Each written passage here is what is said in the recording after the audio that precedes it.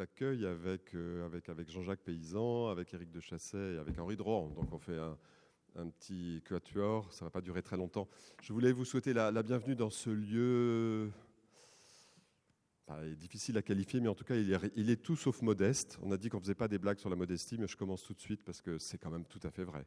Mais alors, vous avez noté qu'on a mis une moquette sur le sol. C'est un peu difficile pour le cerveau. Quand on arrive, on a l'impression qu'on va marcher sur du dur, et en fait, c'est pas ça.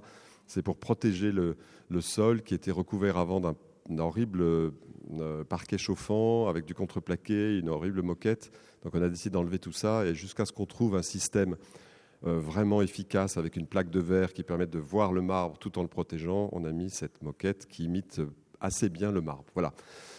Tout ça, c'est pour vous dire que ce lieu prestigieux témoigne d'une montée en grade de l'université de printemps, je dirais. Parce qu'au départ, je ne sais plus trop, on avait accueilli l'université de printemps, et puis il y a eu la salle des colonnes, qui est quand même un très bel endroit. Maintenant, on est dans la chapelle de la Trinité, et ça montre l'intérêt que le château porte à cette université de printemps.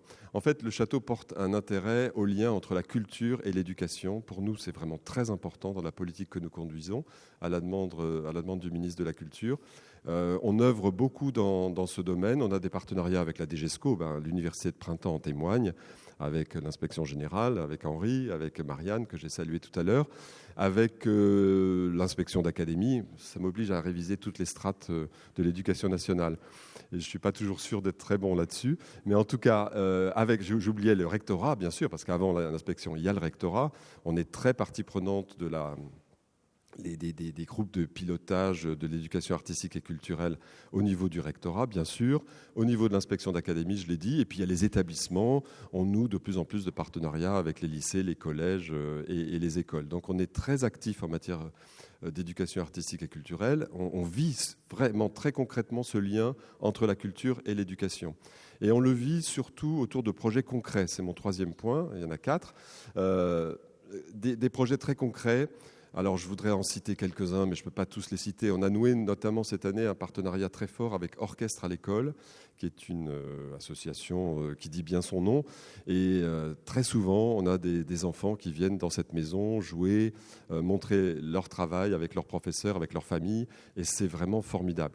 On avait avant noué des partenariats avec tout le réseau du sport à l'école notamment, donc le sport, la musique.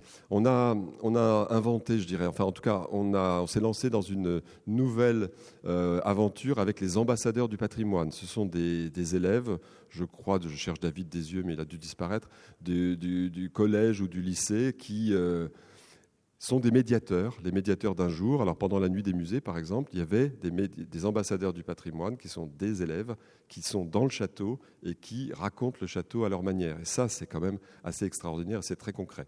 Et puis je vous invite bien sûr à venir voir le projet phare de notre éducation artistique et culturelle qui se trouve chaque année présenté dans le fumoir de Napoléon III. C'est un gros projet sur lequel travaillent une douzaine de classes pendant une année, avec des artistes, avec les professeurs qui viennent se former ici, les enfants qui viennent à plusieurs reprises au château, et ils fabriquent une exposition. Cette année, c'est en liaison avec le thème. Ils ont été invités à travailler sur les invisibles, c'est-à-dire sur tous ces gens qui, dans le château, derrière les murs des appartements royaux, ont servi les souverains de notre pays, puisque je vous le rappelle, mais vous le savez, 34 rois et 2 empereurs ont vécu dans cette maison. Le dernier point que je voulais évoquer, c'était la participation, bien sûr, du château à l'université de printemps, très concrètement aussi. Là, c'est vraiment un projet. Je voudrais remercier Johan Lazage qui va faire une conférence justement sur le peuple des objets, les objets du peuple, mais pas seulement. Elle emmènera un groupe, je crois, voir les graffitis à l'intérieur du château. On aura aussi Stéphanie Combaret. Je vais en oublier, évidemment. Je remercie David Milroux qui a été le lien avec Marianne et qui a participé à la conception du programme. Voilà, encore une fois, très chaleureusement, je vous adresse des mots d'accueil, vraiment, encore une fois, très chaleureux parce que c'est toujours l'Université de Printemps qui ouvre ce festival d'histoire de l'art et pour nous, c'est vraiment très important. Merci de votre attention et je passe la parole à Jean-Jacques Paysan.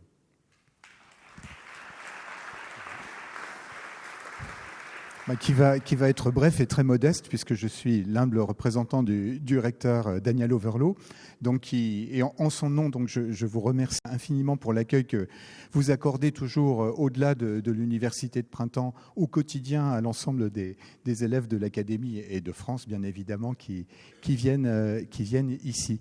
Voilà, donc je vais être extrêmement bref par rapport à ça. Ce que je peux dire, c'est que le recteur Overlo est, lui, très attaché à l'image que projette l'Académie de Créteil, qui est, voilà, c'est quelque chose d'extrêmement important qu'on puisse faire savoir que c'est aussi une académie extrêmement dynamique, riche, et qui comporte aussi la Seine-et-Marne, qui est aussi, voilà, qui abrite Saint-Denis et le tombeau des rois, donc qui est riche d'un patrimoine totalement exceptionnel et qui est souvent, voilà, méconnu de nos propres élèves, mais de moins en moins, puisqu'on y travaille énormément. Et le travail qui est accompli ici au château de Fontainebleau est vraiment important, et sous votre présidence depuis des années, on la poursuit et on l'amplifie. Donc un grand merci pour cet accueil toujours si précieux pour les élèves de France.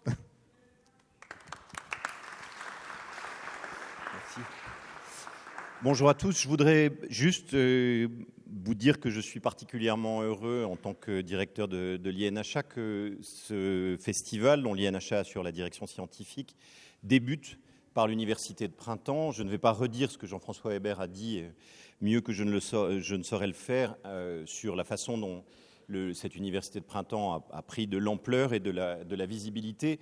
Peut-être dire que nous sommes très heureux du fait que l'Université de Printemps et le festival se soient de plus en plus intégrés, qu'il y ait des liens extrêmement forts, à la fois pour les visiteurs du festival de façon générale et pour les participants à l'Université de Printemps. L'INHA, depuis le début de l'Université de Printemps, s'est investi dans sa préparation, mais je dois dire que cette année, son investissement a été peut-être plus fort que les années précédentes, puisque nous avons recruté un chargé de mission pour les liens avec l'éducation nationale, Vincent Babi, et qui a pu participer de façon extrêmement serrée aux travaux de préparation, aux côtés de Marianne Thomy, aux côtés de Henri de Rohan-Tchermak, et puis que l'ensemble des équipes également s'y sont investies. On sait que l'INHA a une mission de recherche, on sait qu'il a une mission de constitution d'une bibliothèque et de diffusion de cette bibliothèque. On sait peut-être moins que dans les missions qui sont fixées à l'INHA par ces deux ministères de tutelle, le ministère de l'Enseignement supérieur et le ministère de la Culture, il y a la diffusion de l'histoire de l'art. Pendant longtemps, il y a eu une sorte de guerre entre l'histoire de l'art et l'histoire des arts à l'école. Cette guerre est désormais loin derrière nous. Cela fait des années que nous collaborons. Et cette diffusion de l'histoire de l'art, de l'histoire des arts, elle passe pour nous par un investissement extrêmement fort aux côtés de l'éducation nationale, à la fois en termes de politique nationale et puis en termes d'ancrage dans l'ensemble des régions pour des projets spécifiques. Cette année est aussi pour nous une année particulièrement importante parce qu'à la demande du ministère de l'Éducation nationale, de Jean-Michel Blanquer, nous avons réalisé à l'INHA, avec un comité de pilotage prestigieux et extrêmement efficace, avec deux rédacteurs, l'un de l'INHA, Vincent Babi, que j'ai cité tout à l'heure, l'autre de l'Éducation nationale, Stéphanie Sarmiento-Cabana, un vade-mecum sur le patrimoine de proximité à l'usage des enseignants du premier degré, qui est le premier étage d'un dispositif qui est à terme, qui permettra de couvrir l'ensemble des degrés d'enseignement et d'offrir des outils concrets comme le vade-mecum est très spécifique, des outils peut-être plus larges comme des cartographies, des outils en ligne que l'INHA va s'attacher à développer, a commencé à développer, mais va s'attacher à développer dans les années qui viennent. Alors, on n'a pas d'exemplaires papier à vous en montrer. Malheureusement, pour l'instant, peut-être qu'ils arriveront dans le courant de ce week-end. Mais je voulais juste souligner cet investissement très fort. Il ne peut pas y avoir d'histoire de l'art s'il n'y a pas d'abord une formation à l'histoire de l'art auprès des plus jeunes, une sensibilisation très forte. Et tous les débats que nous pouvons avoir lorsque un certain nombre d'événements surviennent dans notre pays, évidemment je pense par exemple à l'incendie de Notre-Dame, ne peuvent qu'être nourris par une meilleure connaissance à la fois des faits et des enjeux par l'ensemble de nos concitoyens. Ce à quoi je crois vous travaillez comme enseignant tous les jours d'histoire des arts, c'est ce à quoi nous aussi nous travaillons, et que nous puissions le faire ici et le faire sous la houlette, pour commencer, d'un artiste, Hervé Di Rosa. Je pense que c'est aussi extrêmement important que depuis le départ, Université de Printemps et Festival de Fontainebleau se rejoignent dans cette idée qu'on ne peut pas parler d'histoire des arts sans la présence des artistes.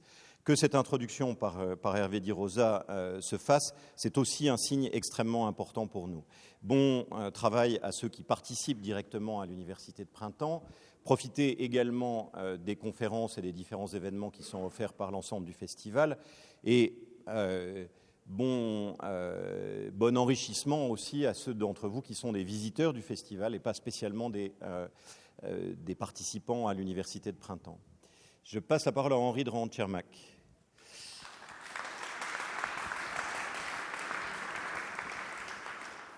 Merci Eric. Cette année est une année un peu particulière. Ça fait exactement 10 ans que l'histoire des arts a été introduite comme épreuve obligatoire au diplôme national du brevet. Dans une atmosphère, comment dire, qui n'était pas franchement à l'entente cordiale entre le monde universitaire de l'histoire de l'art et l'éducation nationale et l'histoire des arts. Et nous étions justement en train de produire des ressources assez compliquées pour essayer de trouver des différences fondamentales entre le singulier et le pluriel, l'histoire de l'art et l'histoire des arts. Et un jour, Adrien Goetz, à cette époque-là, me disait plaisamment « Après tout, toutes les muses sont filles d'Apollon. Il n'y a pas tant de différence que ça entre le singulier et le pluriel. » 10 ans plus tard, nous promulguons de nouveaux programmes de lycée, seconde et première cette année. Le programme de terminale va paraître incessamment et il sera mis en œuvre l'année suivante. Et la rédaction de ces programmes s'est faite à un tel point d'entente que Éric de Chassey et moi-même avions l'honneur de coordonner le groupe de travail que vous pourrez rencontrer demain samedi, qui a présidé au projet des programmes. Et les programmes que nous avons proposés ont eu la chance, l'heure, d'être promulgués à peu près tels quels. C'est dire la qualité très collégiale de la manière dont nous avons pu travailler ensemble. Ce groupe de travail comprenait aussi bien des universitaires que des professeurs de lycée, que des professeurs de classes préparatoires. En 10 ans, il y a donc un certain trajet qui s'est accompli.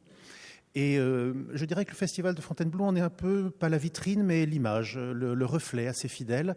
Et l'intégration progressive de l'Université de Printemps dans le festival me semble accompagner finalement ce travail en commun que les 3 ministères, Culture, Éducation nationale, Enseignement supérieur et Recherche, font ensemble, mais aussi la réalité du travail sur le terrain des professeurs qui de plus en plus travaillent dans les opérations de formation avec des universitaires et dans le quotidien de leur enseignement de l'histoire des arts avec les structures patrimoniales, les structures muséales, non seulement les médiateurs, mais même aujourd'hui les conservateurs et les directeurs qui s'engagent personnellement de manière très volontaire et très forte dans l'accompagnement de cet enseignement à tous les niveaux. C'est pourquoi cette année, pour la première fois, nous avons décidé de ne pas nous en tenir uniquement au thème que nous avions choisi, qui est en lien, comme de plus en plus souvent, et certainement encore de plus en plus souvent à l'avenir, en lien avec le thème du festival, mais nous avons souhaité aussi consacrer 3 ateliers à cette actualité. Ce sont 3 ateliers demain en fin d'après-midi, enfin à partir de 15h30, que je vous engage à suivre, que vous soyez enseignants, inspecteurs, étudiants, publics intéressés par la pédagogie de l'histoire des arts. Je crois que ces ateliers vous intéresseront. Un pour le premier degré, où nous présenterons la version PDF du Vademecum dont parlait Eric à l'instant, pour l'enseignement du patrimoine de proximité. Où nous présenterons des propositions pour l'épreuve d'histoire des arts au brevet, qui existe toujours. Elle est optionnelle, elle n'est plus obligatoire, mais elle existe toujours. Et puis, nous présenterons aussi les nouveaux programmes de lycée, non pas du tout pour les montrer, les présenter, les expliciter, mais pour vous faire entrer un petit peu dans notre workshop, dans la manière dont nous avons travaillé, expliciter nos choix, nos directions, nos principes, parfois nos renoncements, et discuter avec vous de manière très ouverte. Et presque tout le groupe de travail sera là pour en parler. Donc que vous soyez intéressé par l'histoire des arts à l'école, l'histoire des arts au collège ou l'histoire des arts au lycée, vous serez les bienvenus dans ces ateliers. Et avant, je ne redirai pas tout ce que vous trouverez sur le programme et que Eric a un peu retracé. Je voudrais insister sur deux petites choses pour terminer. D'abord, effectivement, la présence des artistes est fondamentale et je remercie infiniment Hervé Di Rosa et, il faut le dire aussi, son épouse Victoire, qui a été la cheville ouvrière de cette rencontre et de l'organisation de cet événement, de venir. Mais ça ne serait pas possible, je voudrais insister, sans des gens qu'on cite parfois assez peu, qu'on a heureusement déjà cités aujourd'hui. David Miroux, au château de Fontainebleau, qui est vraiment la personne grâce à qui le château peut nous recevoir et organiser tout ça. Et vraiment, je le remercie infiniment. C'est lui aussi qui, de manière très créative, rend le château pionnier en matière d'éducation artistique et culturelle et d'éducation au patrimoine. Les ambassadeurs du patrimoine en sont un excellent exemple. La seconde personne que je voudrais remercier, parce qu'elle nous quitte, c'est Marianne Thomy. Donc on va l'applaudir, si vous voulez bien.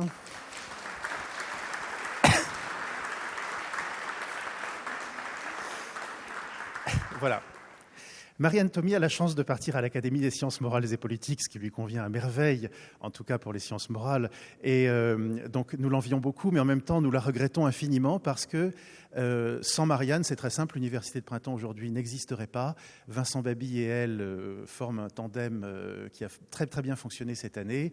Merci à Vincent, mais Vincent va rester évidemment. La manière dont Marianne s'est occupée très pratiquement de l'Université de Printemps a été, je dois dire, pour moi, une réjouissance de tous les instants, et c'est en plus un engagement intellectuel et personnel.